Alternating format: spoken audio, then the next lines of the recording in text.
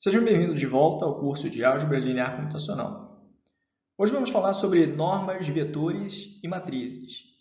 Provavelmente você já ouviu falar de normas de vetores e entende que é basicamente uma maneira de medir o tamanho de um vetor. Mas como é que será que a gente faz para medir o tamanho de uma matriz? Como é que a gente define uma norma de matriz? Essa aula está dividida em duas partes. Na primeira, vamos falar essencialmente de normas de vetores, e na segunda, vamos cobrir normas de matrizes.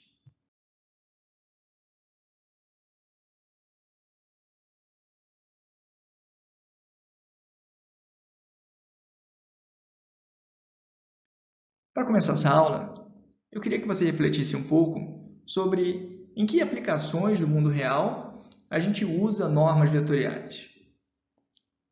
Para responder essa pergunta, você precisa lembrar que as normas, além de estarem associadas a tamanhos de vetores, também podem ser usadas para medir distâncias. Tendo isso em mente, eu posso dizer que existem várias aplicações em que a gente quer medir a similaridade ou a dissimilaridade ou diferença entre dois objetos. Essa dissimilaridade nada mais é do que uma medida de distância. Em geral, a gente mede essa similaridade ou dissimilaridade através de dois passos. O primeiro passo é representar esses objetos como vetores. Que objetos são esses? Podem ser músicas, podem ser documentos de texto, podem ser vértices de um grafo, qualquer coisa que você consiga representar como vetor. Essas representações vetoriais são conhecidas como embeddings. A partir desses vetores, basta você calcular a distância, no segundo passo é calcular a distância entre os embeddings, entre as representações vetoriais, usando alguma medida de distância. Vamos ver então um exemplo de embeddings e de como as normas vetoriais podem ser usadas em uma aplicação real. Essa figura no centro do slide foi retirada desse artigo aqui e mostra um conjunto de pontos onde cada ponto é o embedding de uma música, ou seja, a representação vetorial de uma música, e as cores correspondem a diferentes estilos musicais. Então, a gente tem aqui pop representado em azul, rock representado em laranja e assim por diante. Originalmente, os embeddings das músicas tinham 26 coordenadas, eram vetores que estavam no R26, mas existem técnicas que permitem projetar vetores em um espaço de alta dimensão no R2 ou no R3, de maneira a manter mais ou menos a distância entre os pares de vetores. Então, as distâncias que a gente vê aqui são aproximadamente as mesmas distâncias no espaço original de 26 dimensões. Vale a pena dizer que essas representações no R26 foram obtidas a partir de descritores, de features relacionados ao timbre e à tonalidade nos primeiros 30 segundos da música. Uma coisa interessante dessa técnica, dessa maneira de representar músicas como embeddings, é que músicas de do mesmo estilo, elas ficam próximas umas das outras nesse espaço. Estão próximas aqui no R2, estão obviamente próximas no R26 também.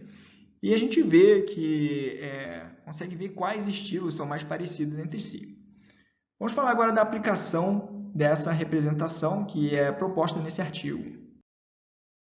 Essa ideia de que as músicas podem ser embutidas ou representadas em um espaço onde a distância indica o quão diferente elas são, pode ser usada para geração automática de playlists, onde o sujeito quer ir de um determinado estilo para outro estilo de maneira suave, sem fazer transições bruscas.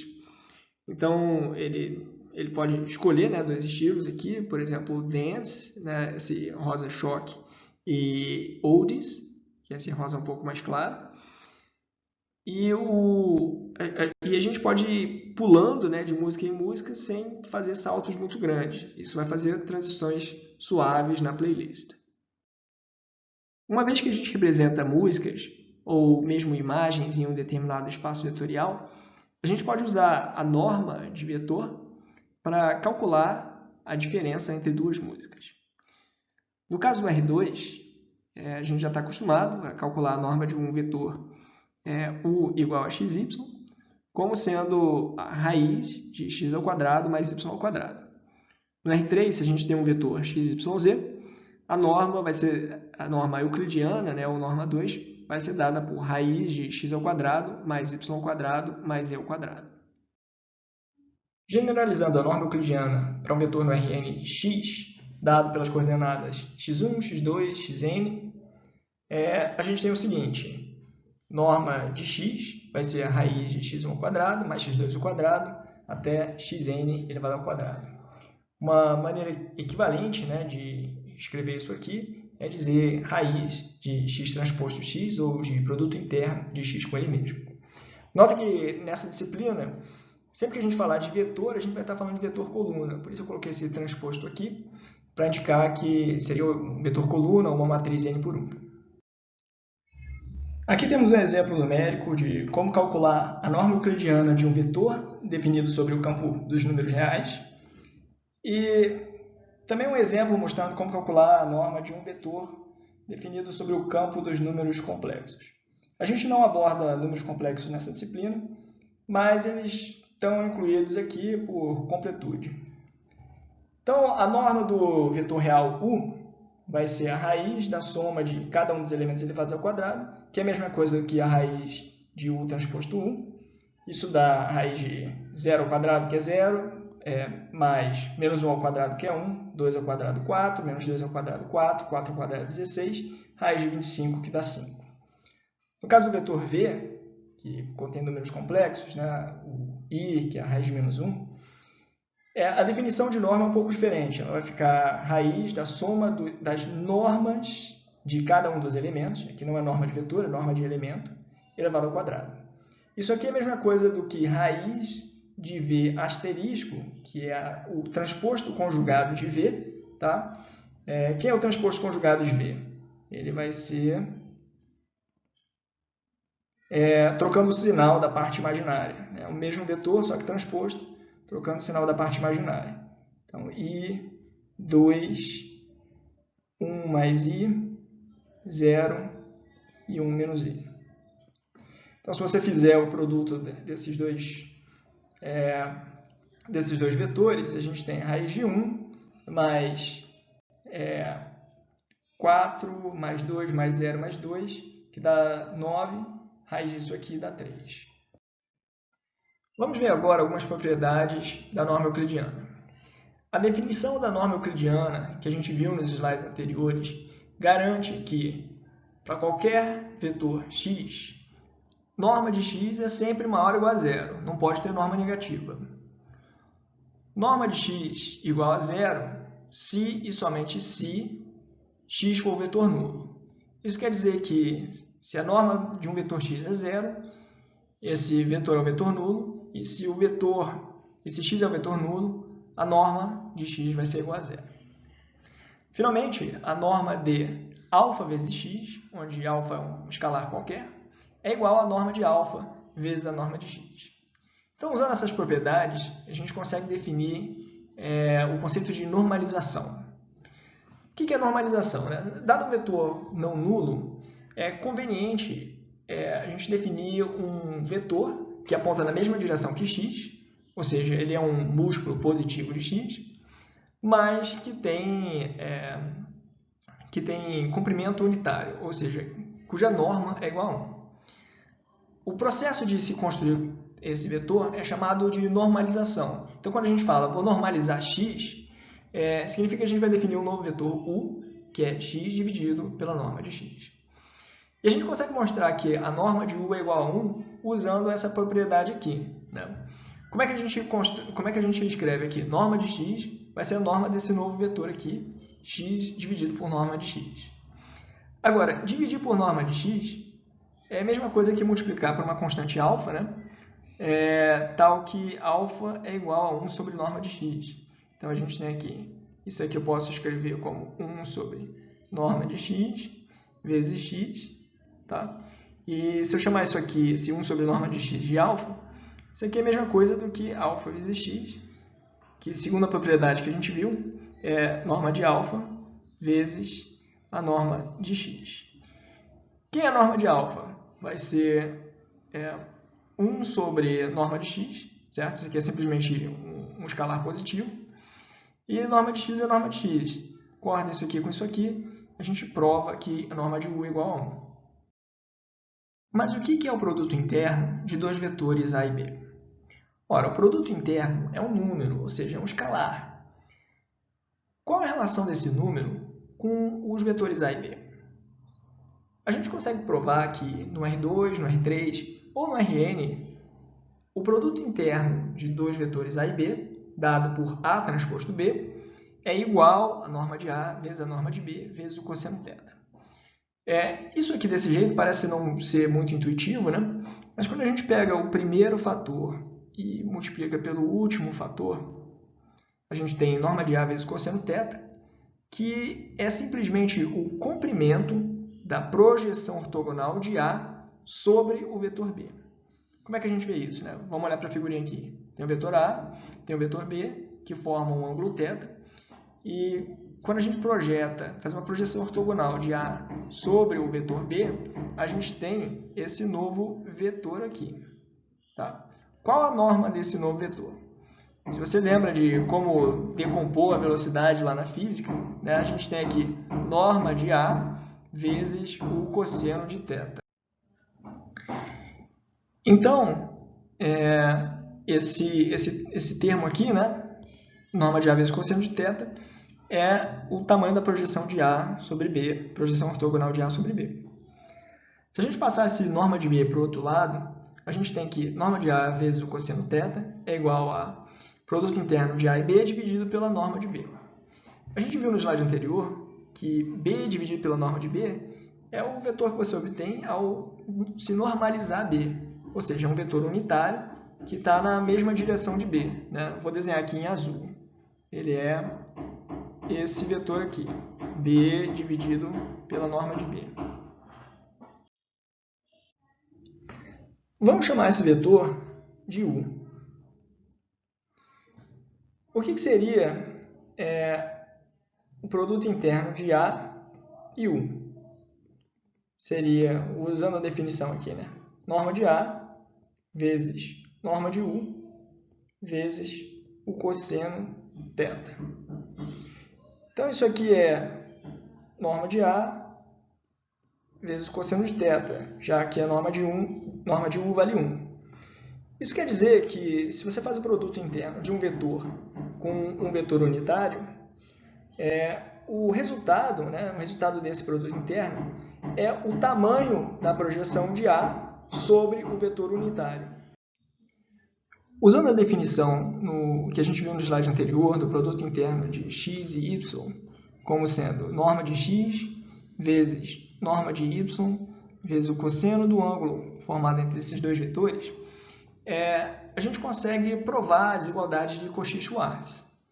Isso porque o cosseno de θ está sempre entre menos 1 e 1. Então, se você colocar a norma, né, dos dois lados, okay? Então a gente tem aqui norma, certo? A gente vai ver que isso aqui ele vai ser sempre menor ou igual à norma de x vezes a norma de y, que é a desigualdade de Cauchy-Schwarz. Observa que ela relaciona o produto interno com as normas dos vetores. Usando essa desigualdade, a gente consegue provar o famoso teorema da desigualdade triangular. Esse teorema diz que a norma de x mais y vai ser menor ou igual que a norma de x mais a norma de y para quaisquer vetores x e y. O truque para conseguir fazer essa demonstração é elevar os dois lados ao quadrado. Então, se a gente faz isso, a gente tem o seguinte. Vamos ver o que é o lado esquerdo ao quadrado primeiro. Vamos chamar isso aqui de vetor v. Então, essencialmente, o que a gente tem é a norma de v ao quadrado. A gente sabe que a norma de v é v transposto v né? Na verdade, é a raiz disso aqui. Então, se você pegar a raiz disso aqui e elevar ao quadrado, a gente tem v transposto v, que é x mais y transposto vezes x mais y. Quanto vale isso aqui? Isso aqui vale, distribuindo, né, x transposto x, que é a norma de x ao quadrado, mas aí eu tenho um x transposto y, que é um escalar, e esse escalar é igual ao y transposto x. Então, eu tenho duas vezes o x transposto y, mais a norma de y elevado ao quadrado. Bom, como é que a gente faz para usar a desigualdade de Cauchy-Schwarz? Nota que aqui a gente tem um x transposto y, mas a gente precisa de uma norma de x transposto y. Então, eu vou colocar aqui, vou dizer que isso aqui vai ser menor ou igual, aí eu vou repetir o primeiro termo, vou colocar uma norma aqui no segundo, já que x transposto y pode ser positivo ou negativo, e vou repetir o segundo termo. Ok. Agora vamos pegar o lado direito da equação, que está aqui, né? Está aí na equação, e abrir esse quadrado da soma. Então, a gente tem o primeiro ao quadrado, mais duas vezes o primeiro vezes o segundo, mais o quadrado do segundo. E aí, usando essa relação aqui, que é a desigualdade de Cauchy-Schwarz, que diz que a norma de x transposto y vai ser menor ou igual que norma de x vezes norma de y, a gente mostra que isso aqui é menor ou igual que norma de x ao quadrado mais duas vezes norma de x norma de x vezes a norma de y mais norma de y ao quadrado. E isso aqui é exatamente igual ao lado direito da equação, que é norma de x, norma de x mais norma de y, isso elevado ao quadrado. Vamos ver, então, algumas medidas que podem ser usadas como distância entre dois vetores. Para que uma medida seja considerada uma distância, ela deve ser sempre maior ou igual a zero e ela deve ser simétrica. Então, a distância entre P e Q nessa ordem deve ser igual à distância entre Q e P nessa ordem. Se P é um vetor no Rn, ou seja, ele é um vetor P1, P2 até Pn, são as coordenadas, e o Q também é um vetor no Rn, uma medida que satisfaz a definição de distância é a norma da diferença entre esses dois vetores. No caso da norma 2, a gente tem que ela é definida como a raiz de Q1 menos P1 ao quadrado, mais Q2 menos P2 ao quadrado, até Qn menos Pn ao quadrado, que pode ser escrito também usando um somatório. Para o caso bidimensional, a gente consegue ver aqui como calcular essa distância. A gente tem um vetor x1, y1 e um vetor x2, y2. Eu quero calcular a distância, né, entre dois vetores. E essa distância é dada por esse vetor aqui, cujo tamanho é c, né? E usando o teorema de Pitágoras, a gente consegue mostrar que c ao quadrado é igual a ao quadrado mais b ao quadrado, certo? Onde a o módulo da diferença na primeira dimensão, né, no eixo x, e b é o módulo da diferença na segunda dimensão, que é o eixo y. Portanto, a gente tem que d é igual a raiz de a ao quadrado, que é o módulo de x2 menos x1 ao quadrado, que é simplesmente x2 menos x1 ao quadrado, mais o módulo de y2 menos y1 ao quadrado, que é simplesmente y2 menos y1 ao quadrado. Uma outra distância bastante famosa é a Manhattan Distance, também conhecida como L1. E ela tem esse nome baseado na maneira como as ruas na ilha de Manhattan estão dispostas. Elas formam um grid, então você tem as avenidas, né, nessa direção, e você tem as ruas, né, cujos números vão aumentando nessa direção aqui. Então, a distância entre dois pontos, né, quando você anda de um ponto A a um ponto B, você não pode simplesmente andar numa linha reta, porque aqui você tem os prédios, né, você tem os quarteirões, então você tem que ir tem que andar pelas ruas, né, ou seja, dando volta nos quarteirões. E aí você pode pensar no número mínimo de ruas que você tem que atravessar, né, ou passar para ir de um ponto a outro. Olhando aqui para esse grid da direita, né, a gente tem dois pontos marcados pelos círculos pretos. A gente não consegue ir diretamente de um ponto a outro, né, só se você pudesse atravessar os prédios. E então, as distâncias mínimas, a distância mínima para ir de um ponto a outro pode ser ou essa linha azul, ou pode ser a linha vermelha, ou a linha amarela. Todos dão tem o mesmo comprimento, né? Então, a gente pode ver que a distância entre esse ponto e esse ponto vai ser dada pela norma aqui da diferença nesse eixo, mais a norma da diferença nesse eixo aqui. Portanto, a norma L1, ou simplesmente norma 1 de um vetor, denotada com esse 1zinho aqui no subscrito, ela é igual à soma dos módulos de suas coordenadas. No caso de um vetor x no Rn, a gente tem módulo x1 mais módulo x2 até o módulo xn. No caso bidimensional, onde esse vetor x tem duas coordenadas, x e y, a gente tem que a norma 1, ou norma L1, é igual ao módulo de x mais o módulo de y. Agora, se você está interessado na distância entre dois vetores medidas através da norma L1, você tem que pegar a norma L1 da diferença entre o vetor x e o vetor y.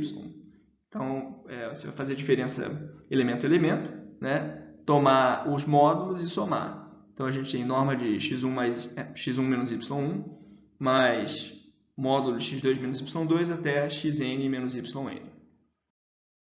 Então, a gente viu que normas vetoriais podem ser usadas para definir distância entre dois vetores. A maneira como a gente faz isso é definindo a distância como sendo a norma da diferença entre eles. Assim como uma medida tem que satisfazer certas condições para ser considerada uma distância, uma função de um vetor tem que satisfazer certas condições para ser considerada uma norma. O que a gente vai fazer agora é formalizar um pouco que funções, né, que condições são essas que as funções devem satisfazer. As perguntas que a gente tem que ter em mente quando é que a gente não tem uma contradição, né, e que propriedades devem valer para uma norma qualquer.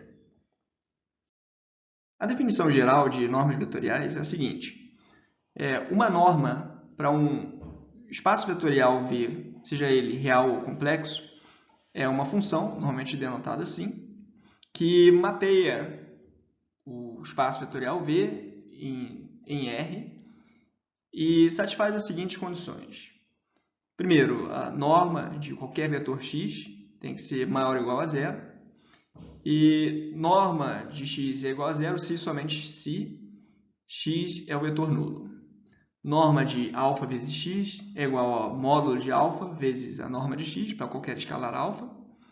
E a norma de x mais y é menor ou igual à norma de x mais a norma de y, que é a desigualdade triangular. Vamos pensar agora um pouco sobre cada uma dessas condições, começando pela primeira.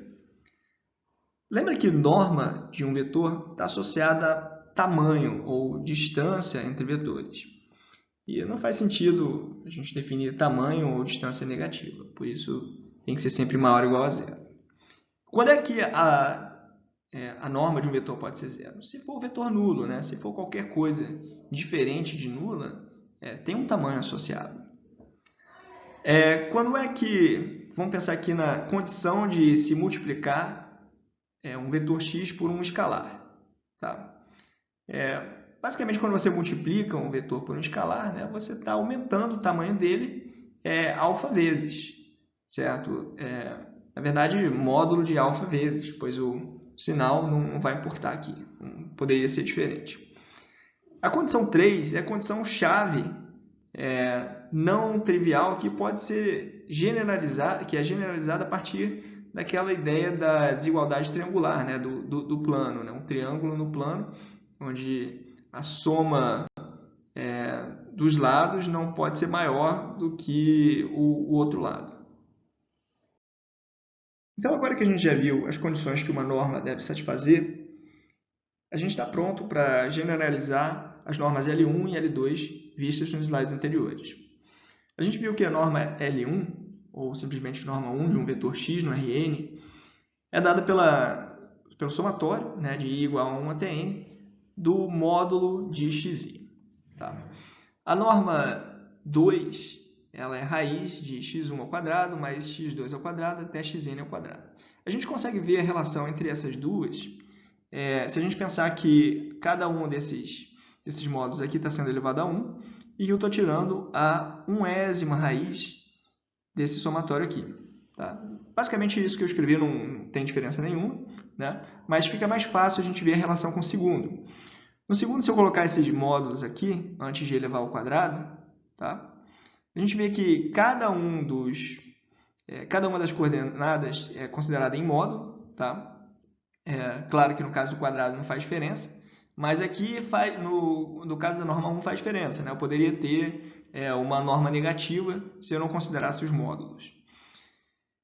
Então, eu pego os módulos, elevo a 2 e tiro a raiz quadrada. Generalizando isso para a norma LP, a gente vai pegar os módulos, elevar a P, somar e tirar a pésima raiz, ou seja, elevar a 1 sobre P.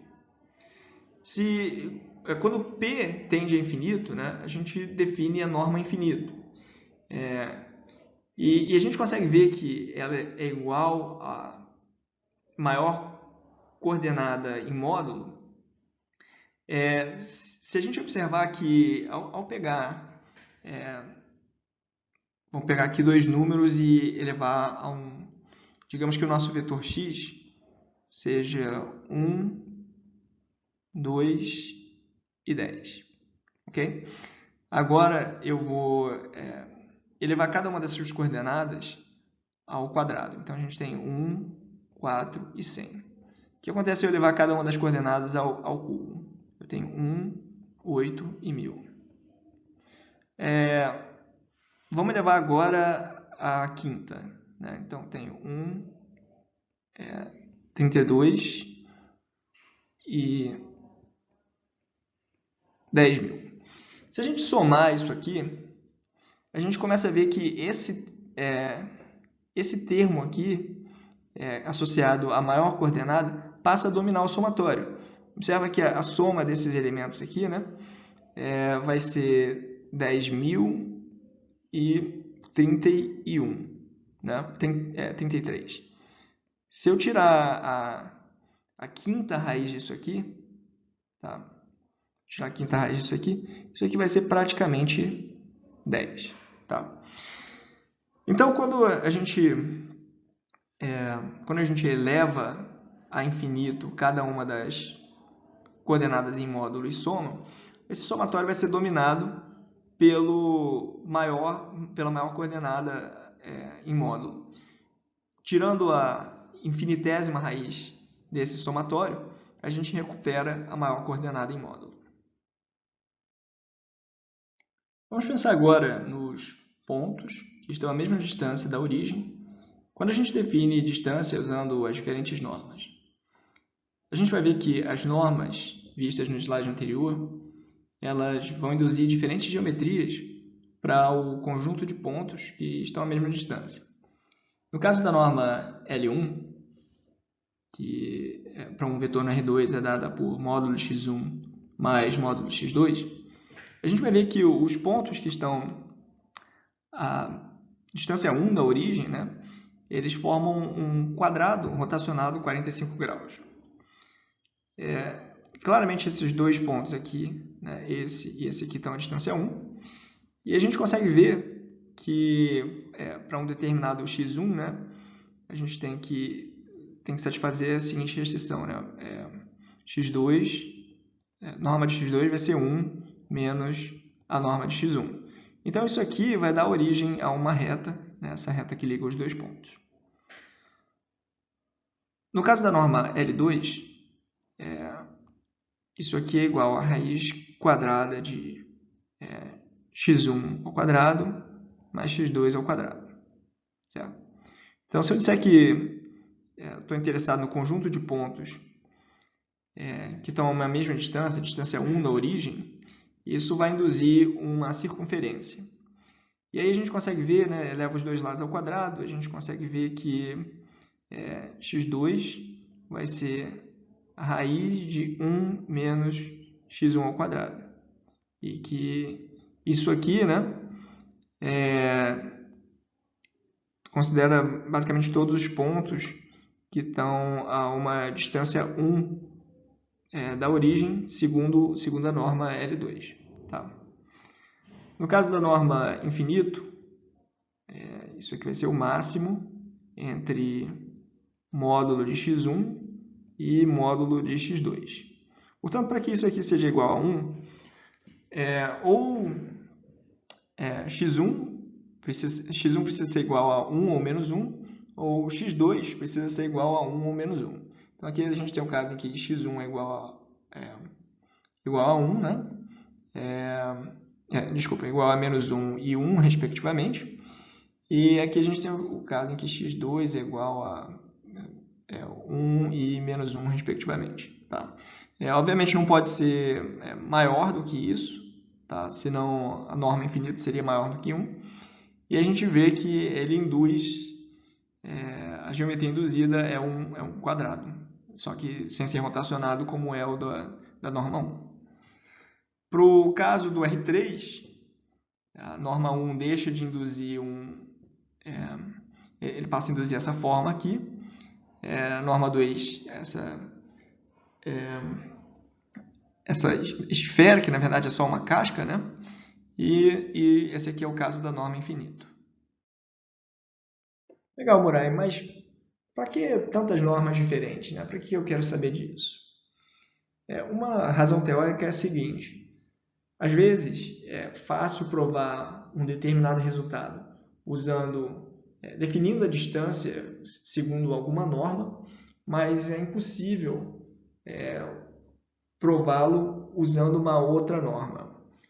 Por exemplo, pode ser que seja fácil mostrar que o tamanho de um vetor x, usando a norma L1 ou L infinito, decresce para zero, mas que não seja possível fazer isso usando a norma L2.